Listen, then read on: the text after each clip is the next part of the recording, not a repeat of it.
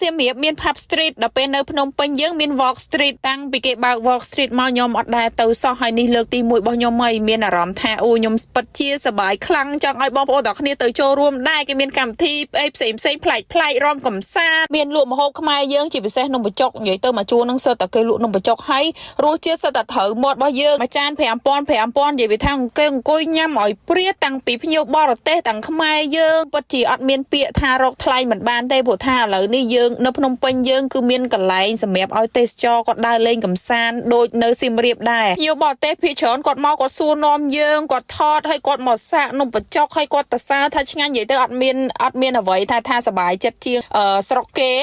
មកទៅសារស្រុកយើងសូម្បីតែខ្ញុំហ្នឹងក៏មានអារម្មណ៍ថាប្លែកដែរហើយយើងអង្គុយញ៉ាំនំបញ្ចុកនៅទល់មុខនឹងមាត់ទន្លេនិយាយទៅអារម្មណ៍គឺយើងប្លែកហ្មងប្លែកជាងដែលយើងដើរញ៉ាំកន្លែងផ្សេងមានការដាក់ពិព័រណ៍សភៅឲ្យយើងអានដោយសេរីដែលអត់គិតថ្លៃទេសម្រាប់កូនក្មេងឬមួយក៏មនុស្សធំហើយក៏មានការចូលរួមពី